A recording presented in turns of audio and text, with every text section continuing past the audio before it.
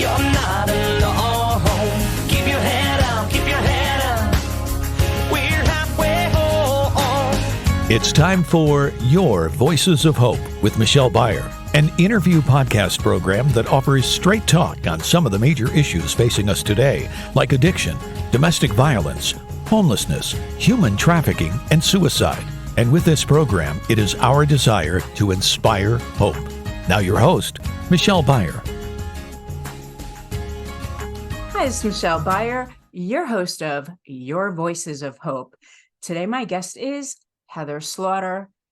You may remember Heather. I have interviewed Heather a couple of times. Her story is intense, and she keeps progressing each and every time I speak with her.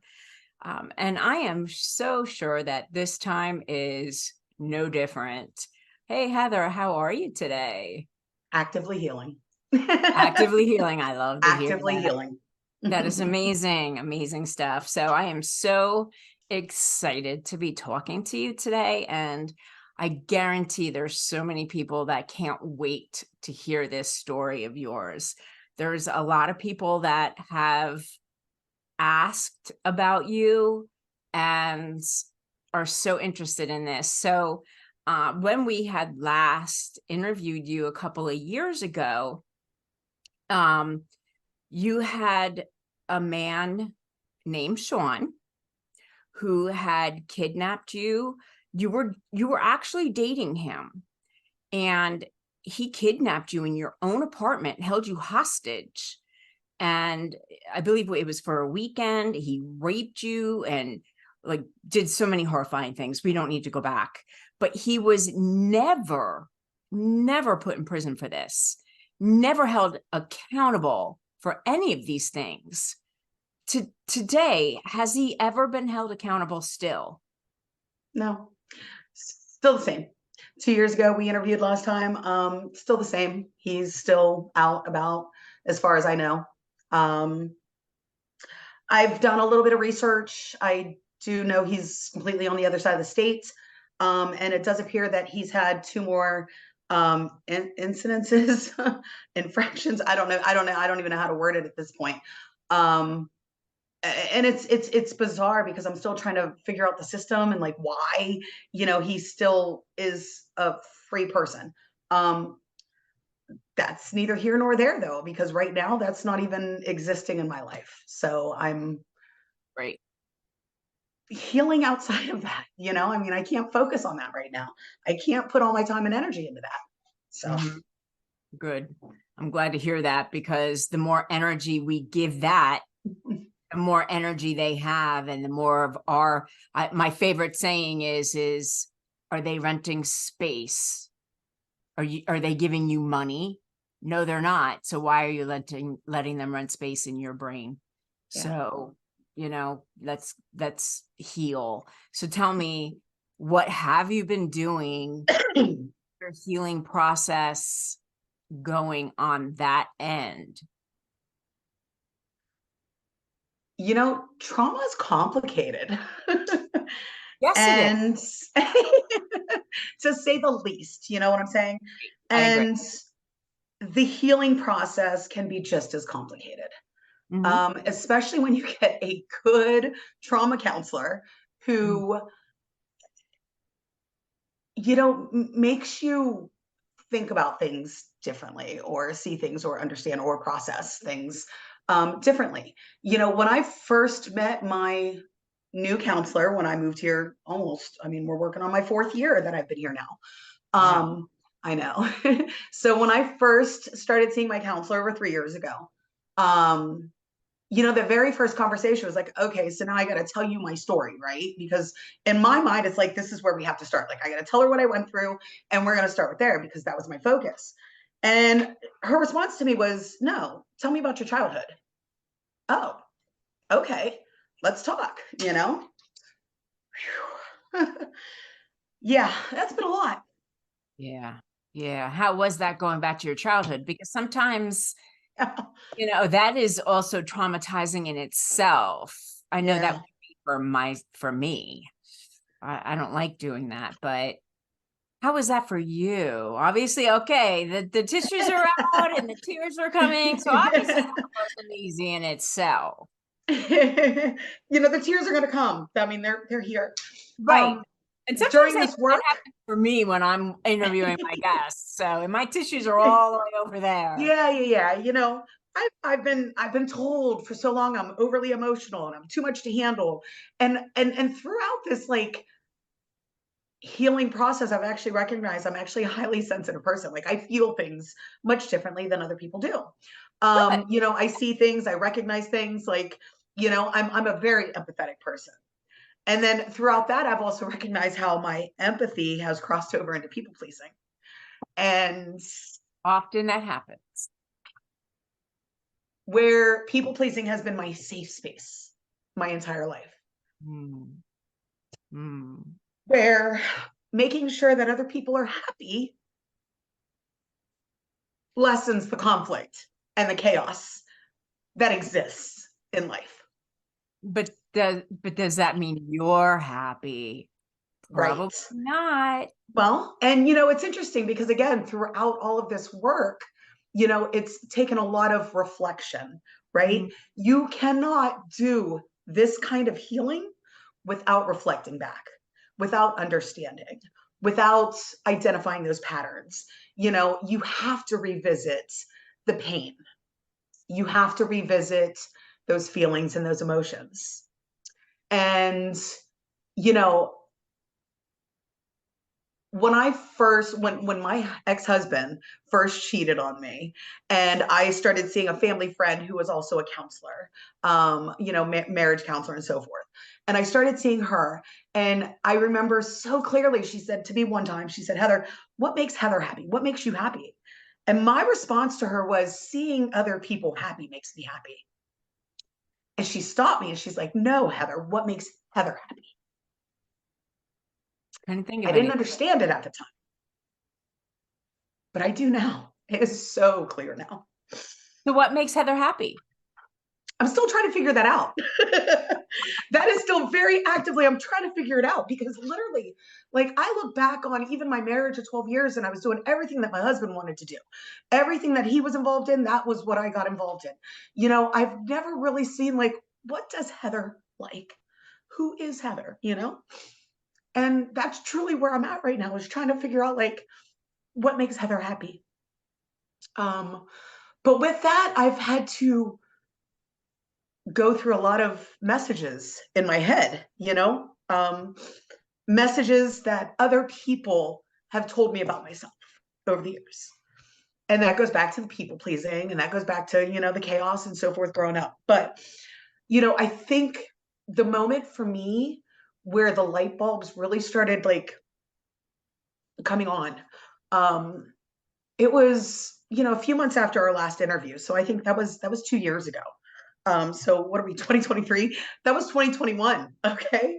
And we had that interview, and, I had been here just about a year, and, just trying to figure out like where I'm at and what's going on and how I kind of fit in. Right.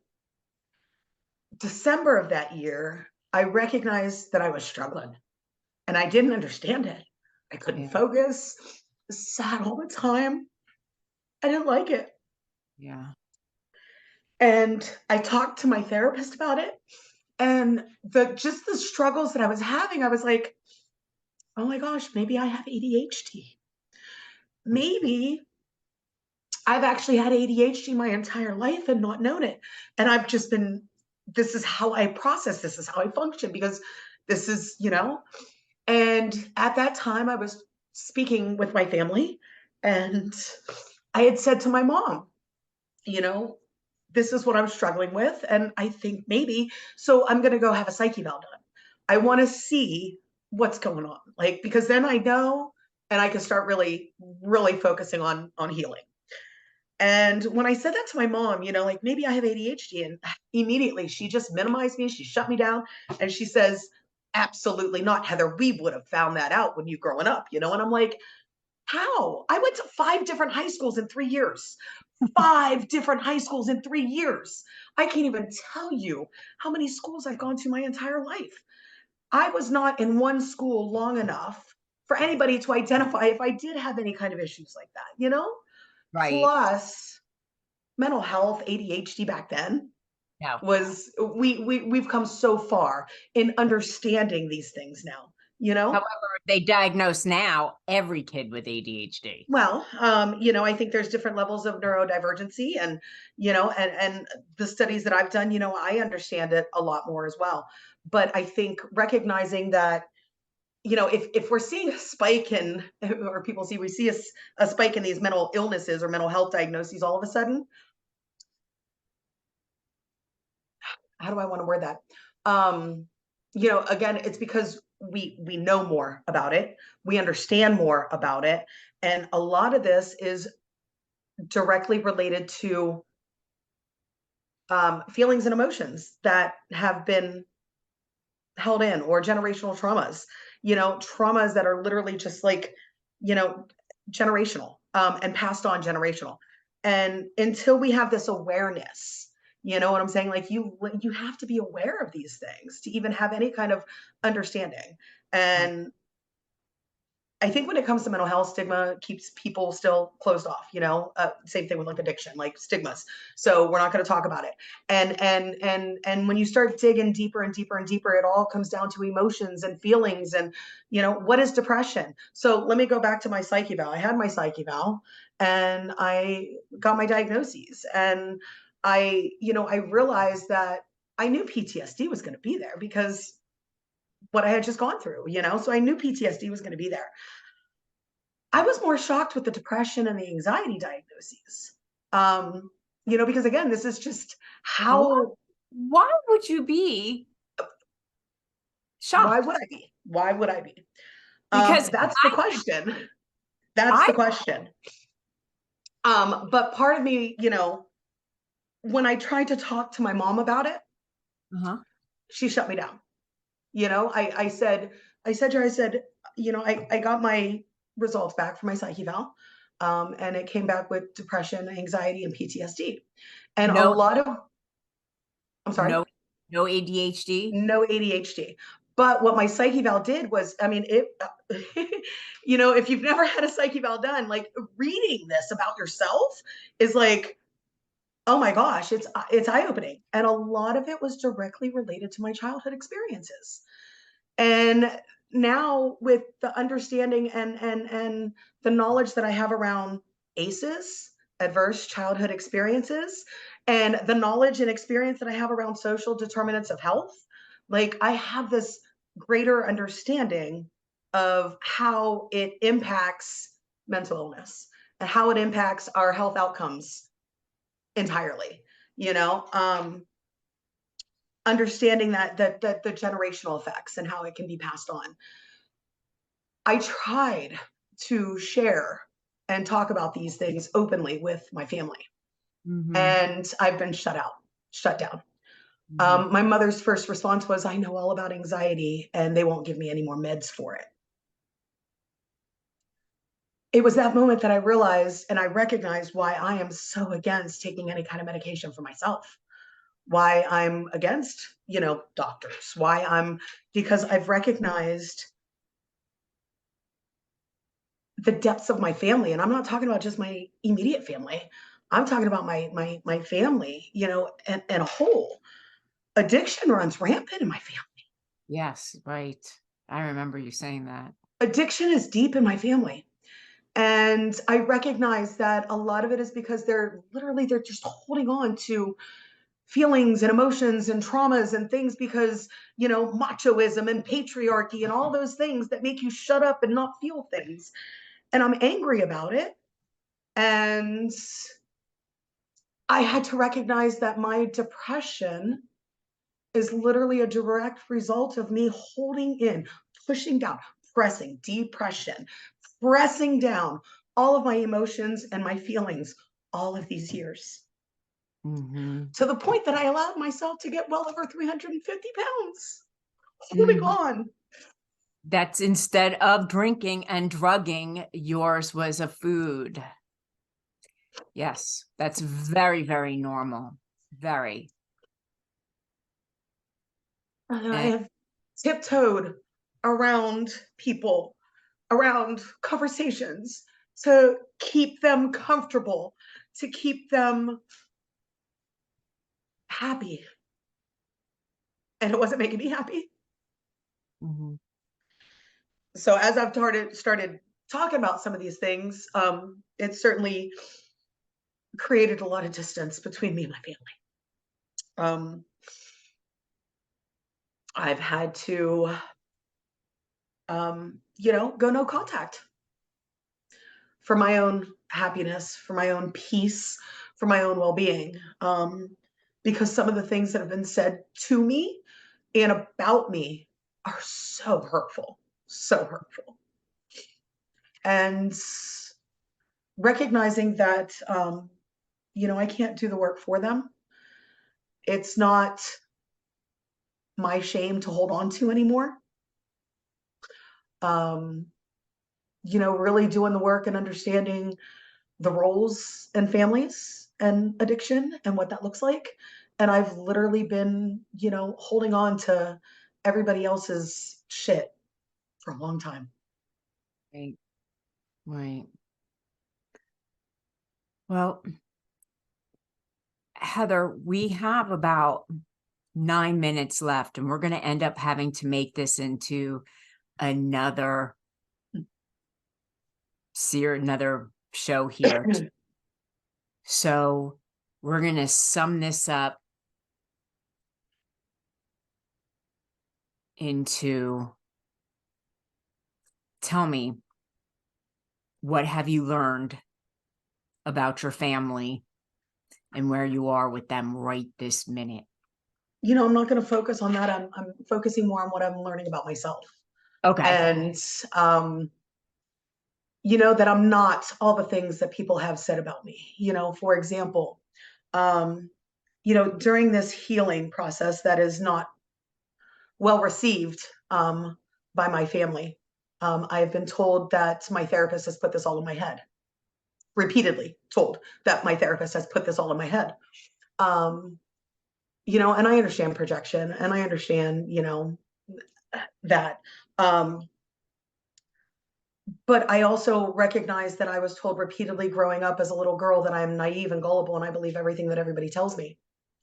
I've learned that I did internalize those things and those messages and believe them, in order to protect myself and to create those safe spaces. I've learned that my nervous system is so screwed up and I have to slow down and I have to be cognizant of, what my body is doing. At one point my therapist had said to me, like, where did you feel that in your body, Heather? And I had no idea what she meant.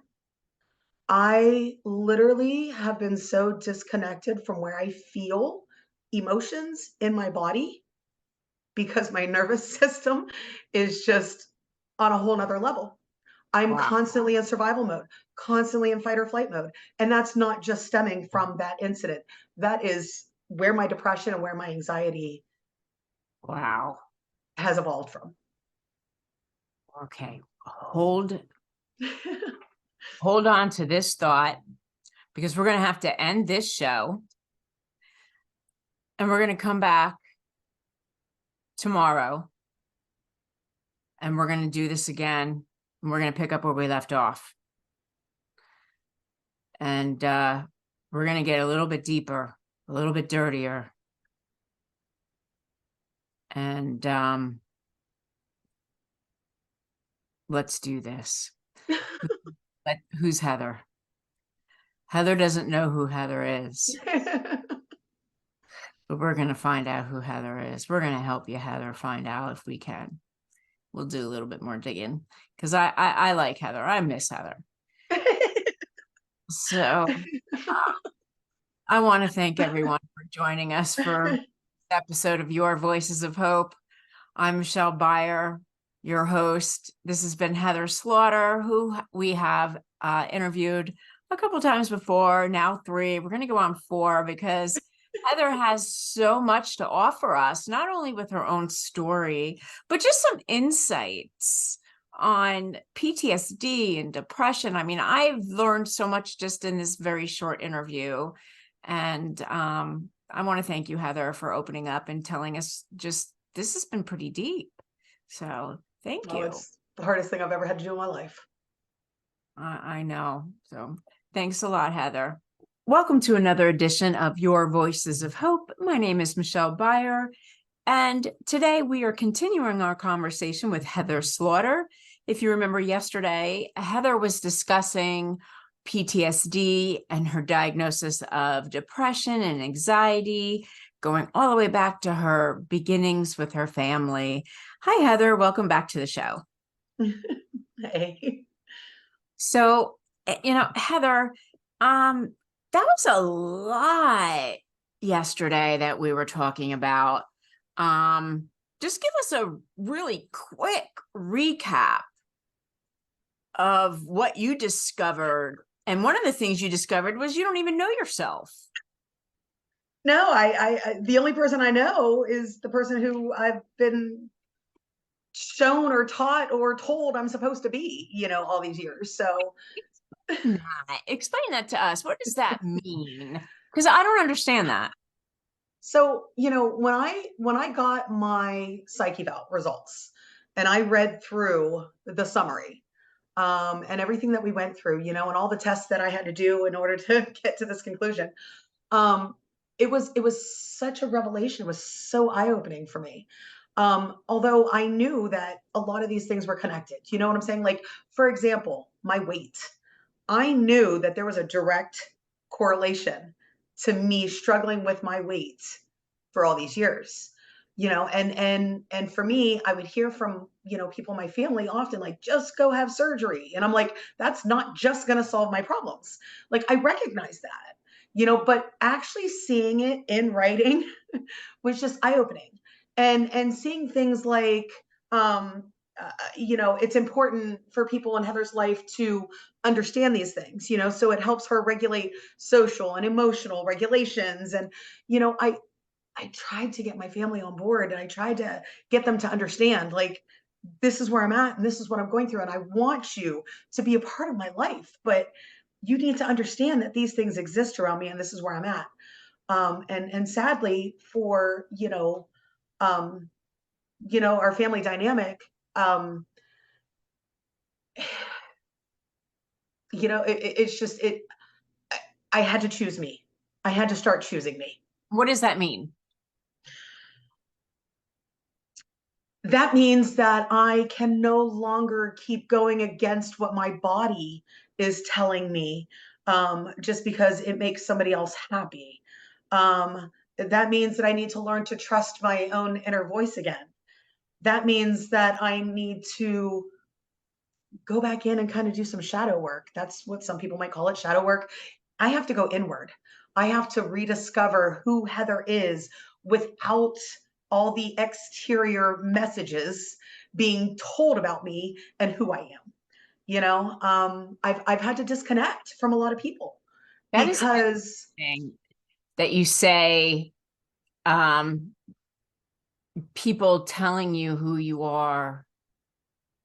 How many of us where people are telling us who we are, yeah, and you want to say, how dare you tell me who I am? who I am, right? But I recognize that that's been the pattern in my life. Um, and oftentimes the words rude and disrespectful were said to me in order to keep me compliant. Well, you're being rude and disrespectful. No, I have feelings and I have thoughts of my own. Not to mention I'm an adult and I'm entitled to these things, But anytime I started voicing my thoughts, my opinions, my feelings, I would be told I'm being rude and disrespectful. And I had to recognize like that patriarchy, that's like, I'm not allowed to feel this way. I'm not allowed to talk about these things. And I had to recognize that pattern, the messages of me being gullible and naive, you believe everything everybody tells you. I have to go inward and trust Heather, and that's where that connection, like I recognize that disconnect in where I feel emotions in my body. I've had to kind of rebirth myself, what I'm saying? Reparent myself, essentially. I have to go back in and let 10-year-old Heather know that it's safe.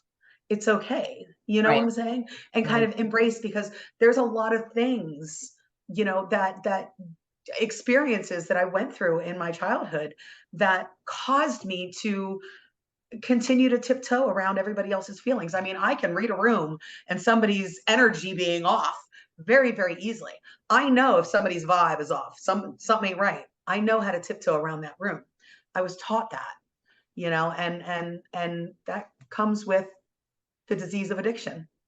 Yes, that's called walking on Walking eggshells. on eggshells.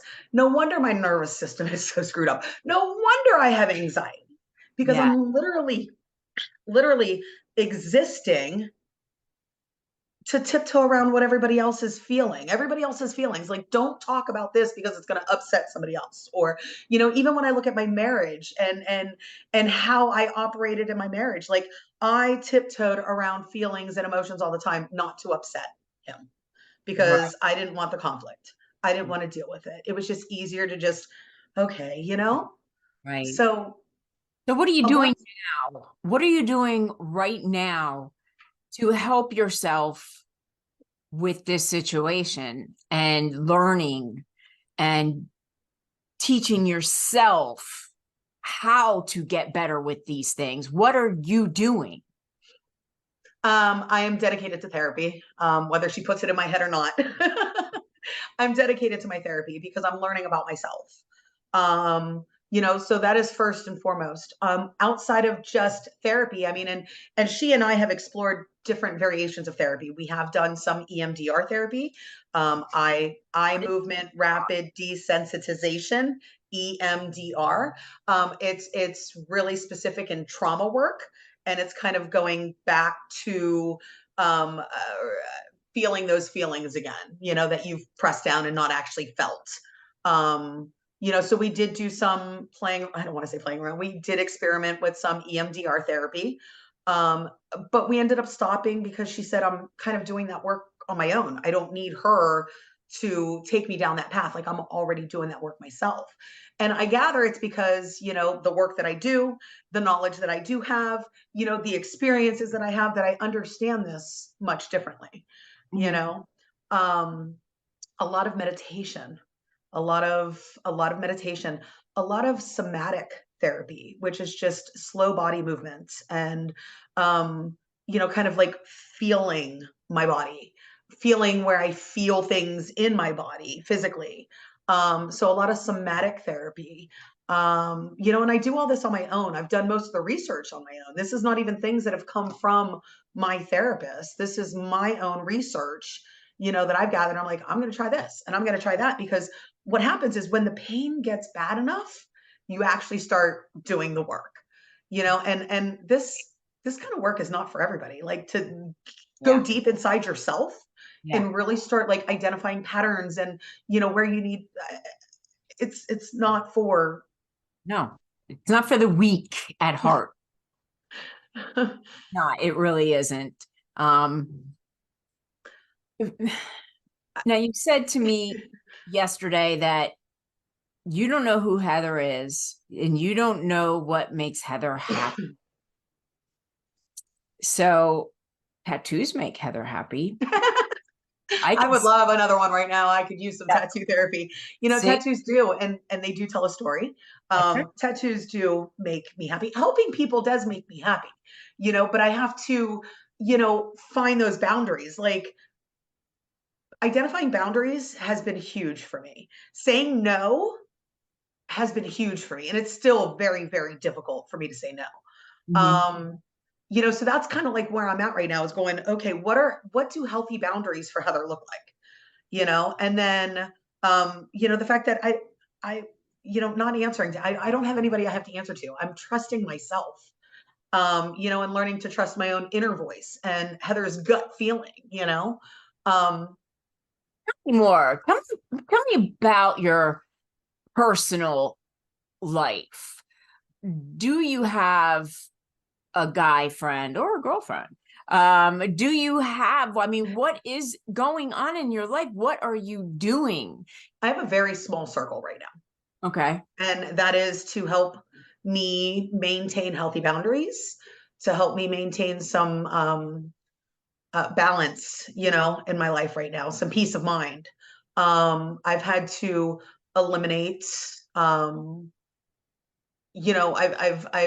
haven't even been on social media really for like 3 years, non-existent. I can't take all that energy, and like, it's so toxic, and it's just so, it doesn't do well for me. You know, really just trying to find, and being okay with that. Like, because I would have people like, oh, well, you're not doing this, and why aren't you doing that? Not having to explain myself. And I know, like, with my family, that's been hard because I just want them to understand me. But you can't make people who they're not ready to do their own.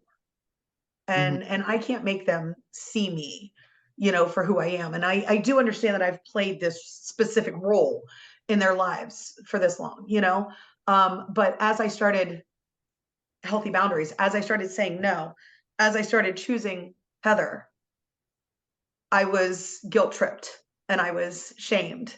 I was, some of the messages that came from my family were absolutely, absolutely hurtful, very, very personal. I mean, throwing digs and just, and I've had to separate myself from that because that's not who I am. I'm You want not rude and disrespectful. You you know what want I'm saying? Like, you want to tell us what some of those text messages were? there's a lot of comparing traumas. My trauma is worse than yours. I'm not here to compare my trauma to anybody, It's trauma. trauma is trauma.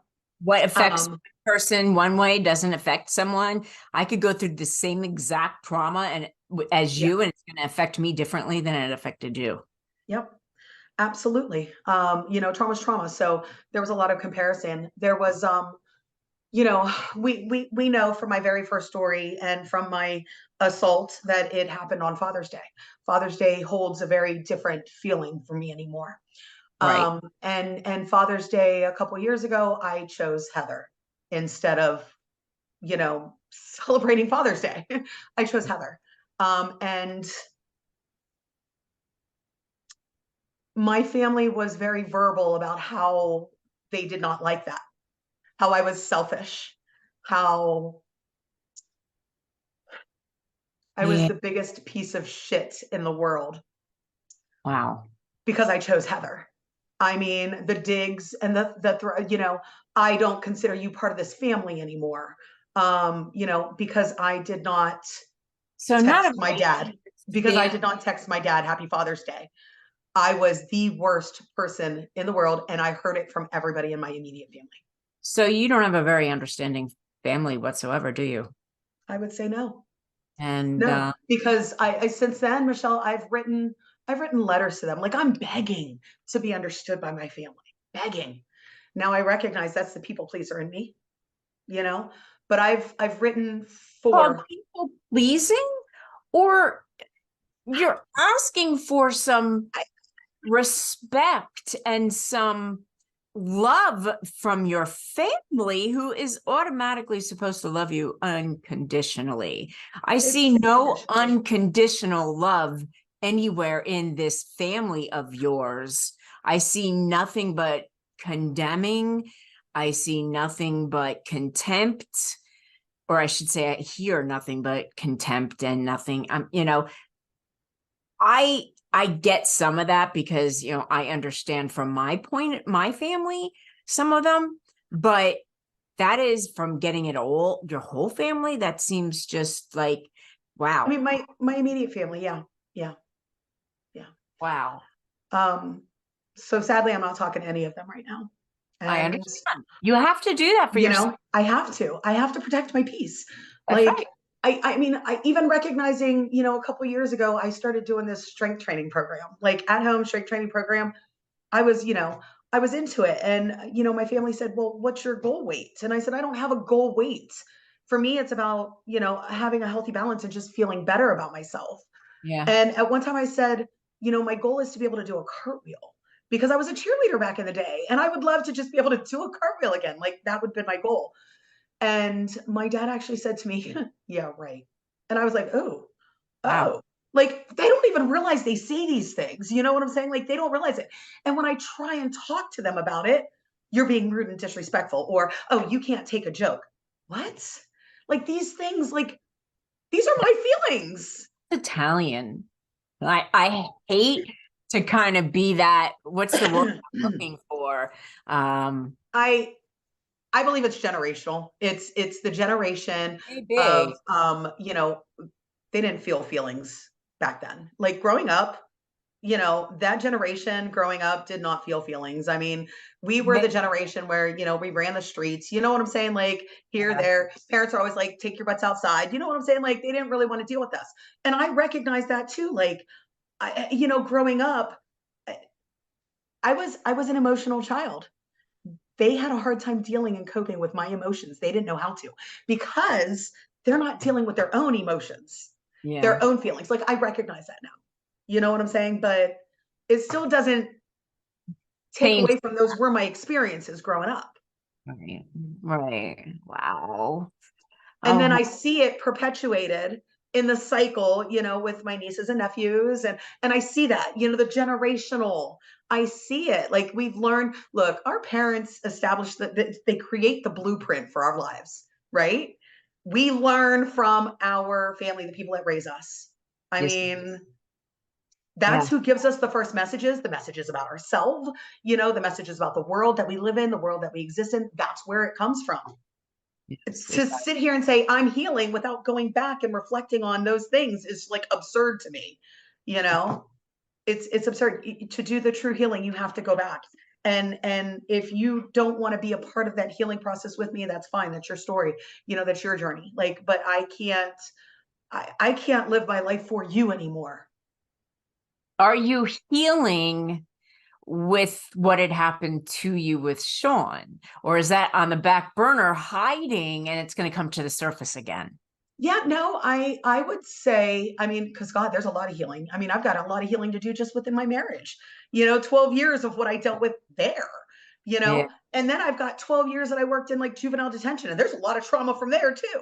So for me, it's really recognizing all these things that have existed in my life and how, you know, again, turning inward and going, what can Heather do differently so that these things don't happen, or that you're handling these things differently, or because when you start to recognize these patterns that have existed in your life, again, once the pain gets bad enough, like I'm not happy and I recognize I'm not happy, what am I going to do to make me happy? And that's where I'm at right now, is really going, I'm in such a transitional, I mean, even with work, I'm over it. You know what I'm saying? Like, Yeah. and I don't know if it's the corporate thing. I don't know if it's just where I'm at in my life, but I'm looking for something new right now, and I've got a lot to offer. I don't know what that looks like yet. I just know that I'm in a very transitional period of my life right now.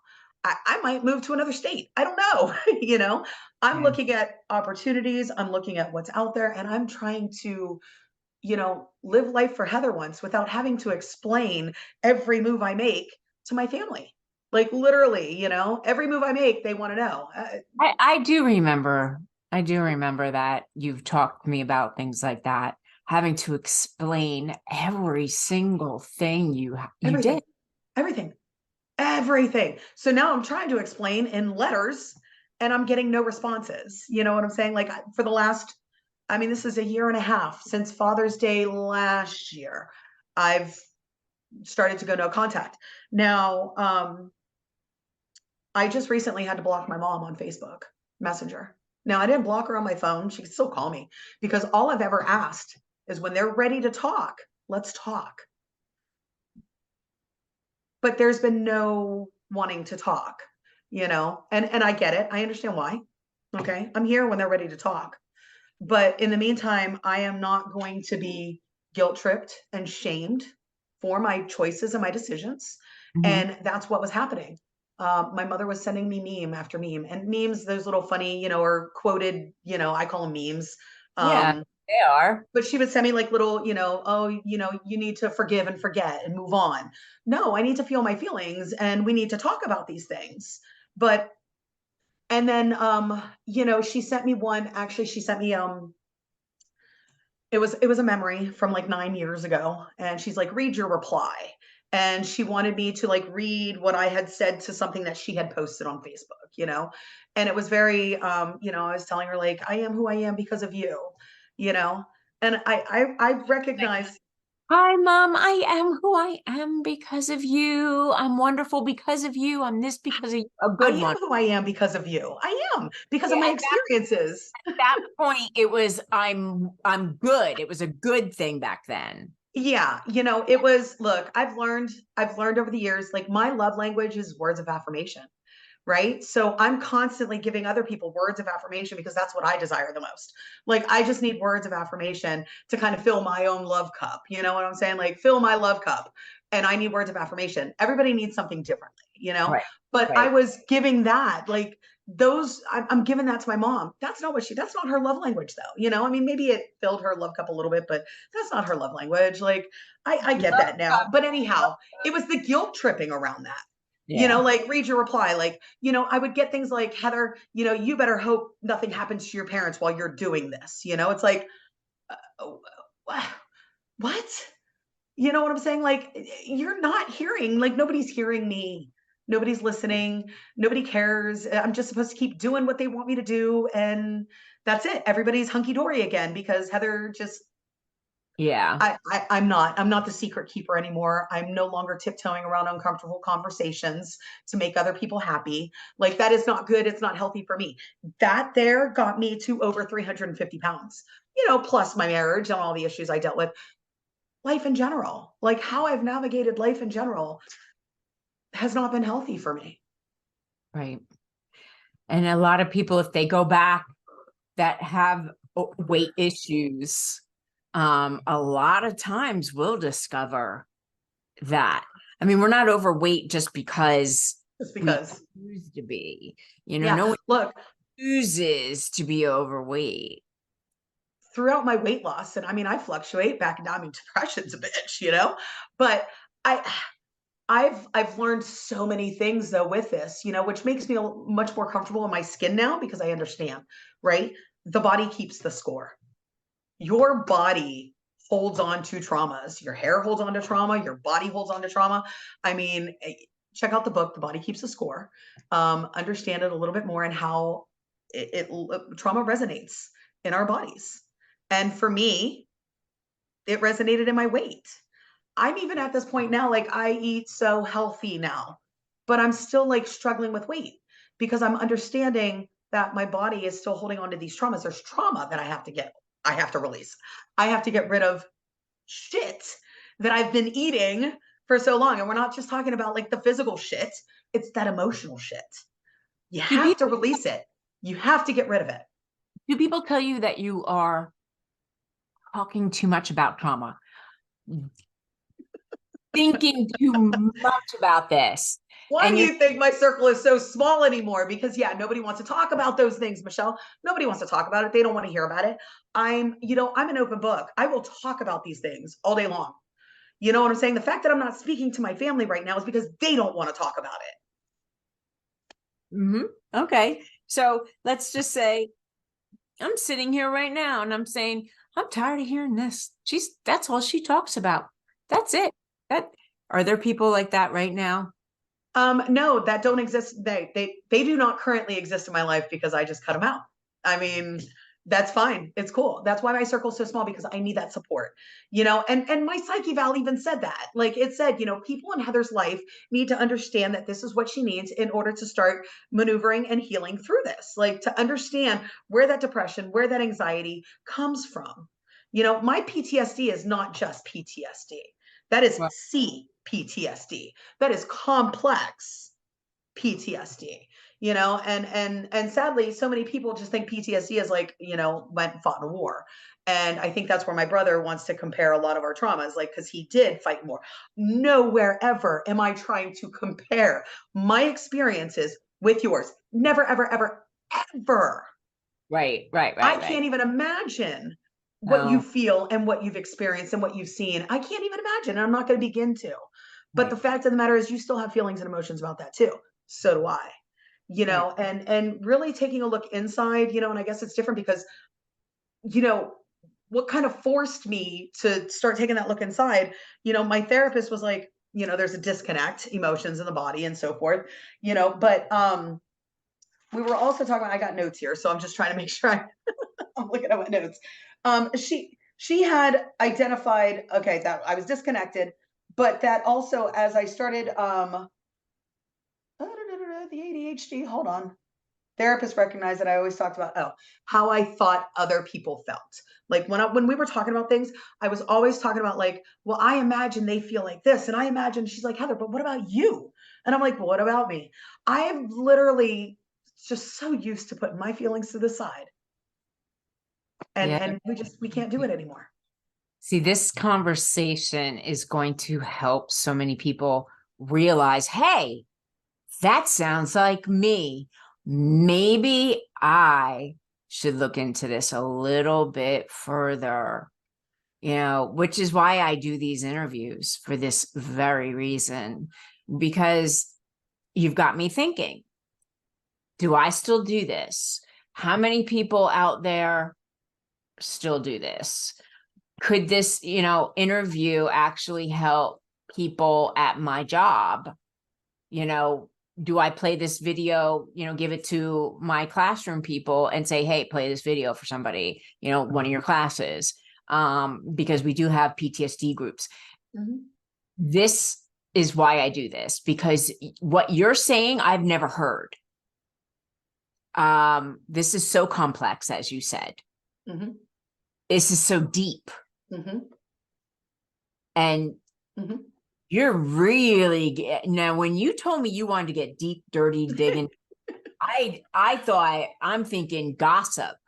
Mhm. I'm thinking, wow, there's stuff I never heard about what happened that weekend. I'm thinking there's more to it. And since then, no, this is different. This is not, I did not expect this. But I am really excited for you that you are now going to start or have started your healing process. And it's going to be a long haul, but This you're has only, not been easy. I mean, you're only, what are you, Yeah. just turning 40, or how old are you? love you. I just turned 44. Wow. So Okay. here I Well, am, yes, in 40 years, and that takes me back to, um, I blocked my mom on Facebook Messenger after that message, because she sent me that, and I found myself going into another. Let me explain myself. Typing out 3 pages and sending it to her, another explanation, and she came back with an immediate response to me. I've got a hair on me. Immediately, and she was like, "Will not read it. I'm tired of you saying that we are dysfunctional, and I'm sorry it's taken you 40 plus years to figure this out."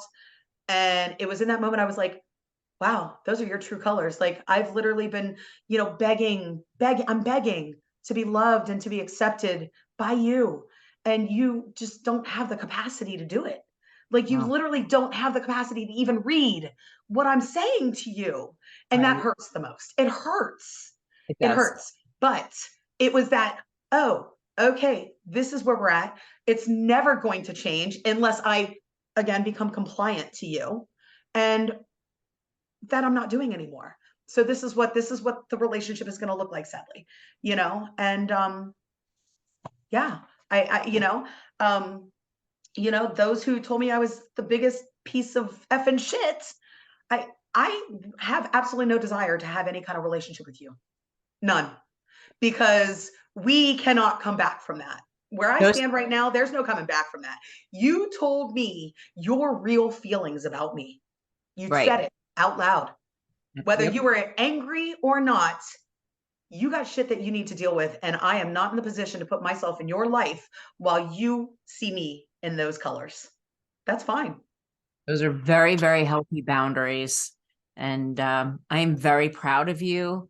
It is really nice to hear how far you've come in the last 2 years. Um, and I'm excited to watch your growth. It's nice. Sometimes when you're in someone's life constantly, you don't get to see that growth. Yeah. So I'm getting to see that growth because you're living in another state. We don't see each other very often. And so this is wonderful. Heather, I thank you so much for sharing all this with us. And I'm hoping that you'll come back on the show, again, and you're going to be like a regular on my show. And vulnerability sucks. We'll just say, I mean, it does, it can, because I know that this is not going to sit well with a lot of people, but you know what? That's their issue, not yours. You're exactly right. And, Michelle, I want to kind of go back real quick, and a reminder, it's more to myself, but a reminder in general, like, for the last several years since I separated from my ex-husband in 2018, I've had themes for the year. Themes. Like, I don't do New Year's resolutions. I do themes, right? 2019 was rolling with the punches. And I literally rolled with the punches that year. Not that that was my intent, but I was assaulted, and we know where that led, 2020 turned to freshness, and that's when I moved. Whole new start, fresh start. Let's see what life brings us, created that distance that I needed with my family so I could start discovering myself. And it was a fresh start.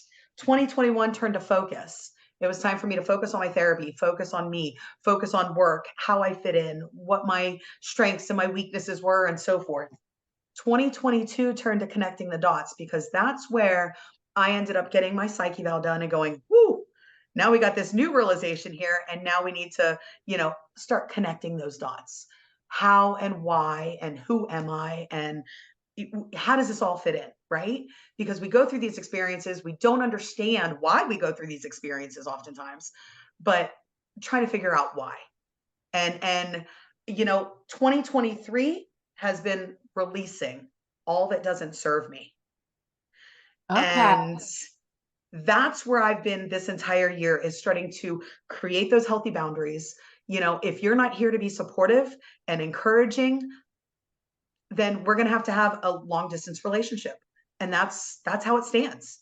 You know what I'm saying? I have to release the shit that doesn't serve me. You can't keep telling me about myself, because that's not who I am. So nice. This is I me like releasing. Theming the years. I really like that. That's really awesome. Can't wait. Releasing. Yeah. Can't wait to see. I don't know 2024 theme yet. We've got a month and a half-ish, you know what I'm saying? But we'll see what 2024 is going to bring. But this is how I live my life. Everything I do is set with intent, and it's very intentional. And I am working every day, actively healing to whatever my theme is. Like, this is what's going to be good for me. So awesome. Well, Heather, thank you so much for coming on today's show and sharing with us all this awesome information and setting boundaries. And because people need to learn how to set boundaries, and there's a lot of people that need to learn how to do this. So thank you for joining us again. And thank you. So again, this is another episode of Your Voices of Hope, and I hope you join us for another episode tomorrow. We will be interviewing another one of my favorite people, Trina Pittman. And until then, love yourself. You've been listening to Your Voices of Hope with host Michelle Beyer. This podcast and earlier programs are available for viewing on our Facebook page, Your Voices of Hope, and our website, yourvoicesofhope.com. Keep your head up, keep your head up. You're not alone.